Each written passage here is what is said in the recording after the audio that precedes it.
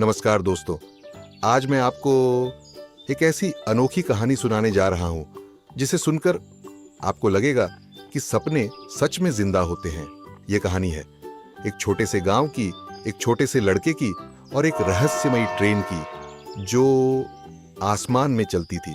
बहुत साल पहले एक छोटा सा गांव था, सोनपुर। यह गांव ऊंचे ऊंचे पहाड़ों के पास बसा हुआ था।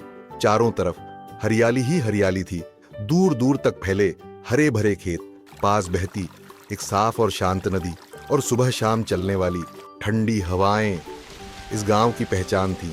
सुबह के समय चिड़ियों की मीठी आवाजें पूरे माहौल को और भी सुंदर बना देती थीं। गांव के लोग बहुत सीधे सादे थे, उनका जीवन बहुत साधारण था। सुबह जल्दी उठना, खेतों में काम करना, शाम को घर लौटकर परिवार के साथ समय बिताना, बस यही उनकी रोज की जिंदगी थी। लेकिन उसी शांत गांव में एक लड़का था, आरव। बाकी बच्चों से थोड़ा अलग था। जहां दूसरे बच्चों को खेल कूद पसंद था, वहीं आरव को आसमान देखना सबसे ज्यादा अच्छा लगता था। जब भी उसे समय मिलता वह अपने घर की छत पर चला जाता और घंटों आसमान की तरफ देखता रहता। उसे बादलों को देखना बहुत पसंद था। कभी बादल उसे हाथी जैसे दिखते, कभी घोड़े जैसे, कभी किसी बड़े किले या महल जैसे। उसे लगता था जैसे आसमान एक जादुई किताब हो और बादल उसकी रंग बिरंगी कहानियां। आरव की दादी अक्सर उसे यूं छत पर लेटा देखती। वे प्यार से मुस्कुराकर कहती, आरव बेटा, तू इतना आसमान क्यों देखता रहता है? आरव हंसते हुए जवाब देता, दादी, मुझे लगता है कि वहां ऊपर कुछ खास छुपा है, कुछ ऐसा जो हम रोज नहीं देख पाते। दादी उसके सिर पर हाथ फेरते हुए कहती, तू सच में बड़ा अनोखा बच्चा है, एक दिन जरूर कुछ बड़ा करेगा। आरव मन ही मन मुस्कुरा देता। उसे सच में ऐसा महसूस होता था कि आसमान सिर्फ खाली जगह नहीं है, वहां जरूर कोई रहस्य है, कोई अलग दुनिया है। गांव में अक्सर छोटी मोटी अफवाहें उड़ती रहती थीं। कभी कोई कहता कि रात में जंगल से अजीब आवाजें आती हैं, तो कभी कोई बोलता कि नदी के पास रात में अजीब परछाइयां दिखाई देती हैं। एक दिन स्कूल में कुछ अलग हुआ। आरव का दोस्त मोहित दौड़ता हुआ आया और जोर से बोला, अरे सुनो, कल रात किसी ने आसमान में एक चमकती हुई ट्रेन देखी। ये सुनते ही सारे बच्चे जोर जोर से हंसने लगे। राहुल ने कहा, अरे पागल हो गया है क्या? आसमान में ट्रेन कैसे चलेगी? सोनू बोला, जरूर तूने सपना देखा होगा। सब बच्चे मजाक करने लगे, लेकिन आरव बिल्कुल चुप रहा। उसके मन में यह बात कहीं गहराई तक उतर गई। उसे समझ नहीं आ रहा था कि वह हंसे या इस बात पर सच में विश्वास करे। उसके दिल में अजीब सी हलचल होने लगी। वह स्कूल से घर लौटा, बैग रखा और सीधे छत पर चला गया। शाम का समय था।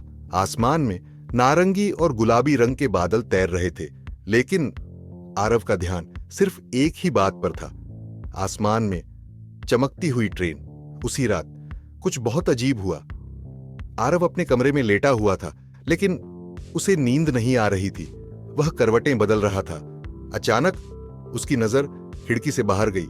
उसने देखा कि बादलों के बीच एक हल्की नीली रोशनी चमकी। वह चौंक गया।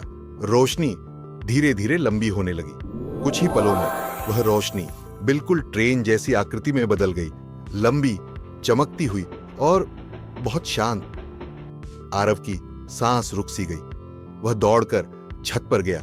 दिल तेजी से धड़क रहा था, लेकिन जब तक वह ऊपर पहुंचा, रोशनी गायब हो चुकी थी। आरव वहीं खड़ा रह गया। उसे लगा शायद उसकी आंखों का धोखा होगा, शायद थकान की वजह से ऐसा दिखा हो, लेकिन उसके दिल के अंदर एक आवाज कह रही थी, नहीं, तूने सच में कुछ देखा है। अगले दिन आरव ने यह बात अपने सबसे अच्छे दोस्त नील को बताई।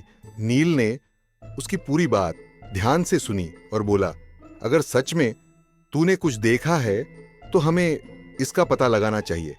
आरव ने कहा, मुझे पूरा यकीन है कि वह कोई साधारण रोशनी नहीं थी। दोनों ने तय किया कि आज रात वे छत पर जागकर आसमान देखेंगे। रात हुई, दोनों छत पर कंबल लेकर बैठ गए। काफी देर तक कुछ नहीं हुआ।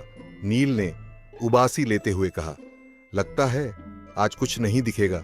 लेकिन तभी स्लो दूर बादलों के बीच फिर वही नीली चमक दिखाई दी। इस बार दोनों ने साफ साफ देखा, एक लंबी चमकती हुई आकृति धीरे धीरे आसमान में आगे बढ़ रही थी, बिल्कुल ट्रेन जैसी।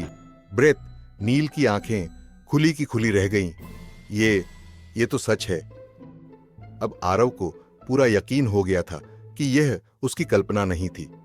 उस दिन के बाद दोनों रोज रात में आसमान देखने लगे। धीरे धीरे उन्होंने एक पैटर्न नोटिस किया। वह चमकती हुई ट्रेन हर रात ठीक 11:17 पर दिखाई देती थी और पहाड़ों के ऊपर से जाती थी। एक रात उन्होंने देखा कि रोशनी अचानक 3 बार तेज तेज चमकी, जैसे कोई सिग्नल दे रही हो। नील ने धीरे से कहा, लगता है ये किसी को बुला रही है। आरव के मन में रोमांच भर गया। एक दिन आरव ने हिम्मत करके यह बात अपने दादाजी को बताई।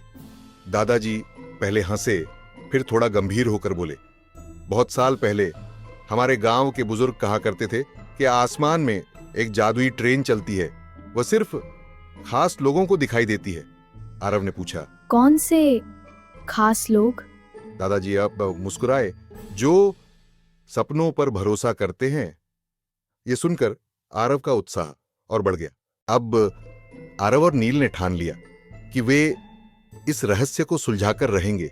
उन्होंने ध्यान दिया कि ट्रेन हमेशा एक ही दिशा, चंद्रा पहाड़ की तरफ जाती है। गांव के लोग उस पहाड़ी पर ज्यादा नहीं जाते थे, कहते थे वहां अजीब सी खामोशी रहती है। दोनों ने तय किया कि अगली रात वे वहीं जाकर देखेंगे। अगली रात वे चुपके से घर से निकल पड़े। टॉर्च, पानी और थोड़ा खाना साथ लिया। रात गहरी थी, चारों तरफ सन्नाटा, सिर्फ उनके कदमों की आहट।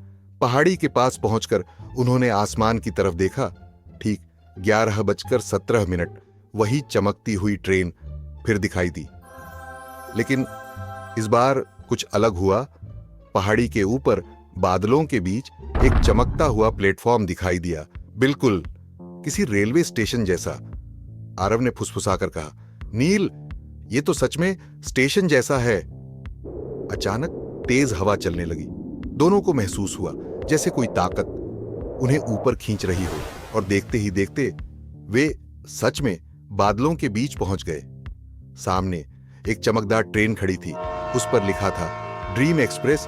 ट्रेन का दरवाजा अपने आप खुल गया। अंदर से आवाज आई, स्वागत है यात्रियों। दोनों डरते डरते अंदर गए। अंदर की दुनिया अद्भुत थी। तैरते हुए सितारे, चमकते रास्ते, उड़ते हुए घर और रंग बिरंगे पुल। वहां उन्हें एक बूढ़ा आदमी मिला।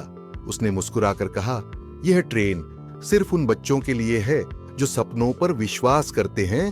वह ट्रेन उन्हें कई अनोखी जगहों पर ले गई। कभी वे बोलते हुए पेड़ों के जंगल में पहुंचे, जहां हर पेड़ अपनी कहानी सुना रहा था। कभी उड़ते हुए शहरों में, जहां घर आसमान में तैर रहे थे। कभी ऐसे स्कूल में जहां किताबें खुद कहानियां सुनाती थीं। आरव समझ गया, यह सच में सपनों की दुनिया है। यात्रा के अंत में वह बूढ़ा आदमी बस मुस्कुराकर उन्हें देखता रहा। उसकी आंखों में एक गहरा संदेश था, जैसे वह कह रहा हो, सपने सिर्फ सोने के लिए नहीं होते, उन्हें जीने के लिए हिम्मत चाहिए। इसके बाद ट्रेन धीरे धीरे गायब होने लगी। सब कुछ धुंधला हो गया और अचानक क्या वह सपना था? अगली सुबह स्कूल में मिलते ही नील ने पूछा, तूने भी वही देखा जो मैंने देखा? आरव मुस्कुराया, हाँ, सब सच था। दोनों ने तय किया कि यह बात किसी को नहीं बताएंगे। आरव आज भी रोज आसमान देखता है और मन ही मन मुस्कुराता है, क्योंकि उसे पता है वह ट्रेन उसे एक दिन फिर जरूर बुलाएगी।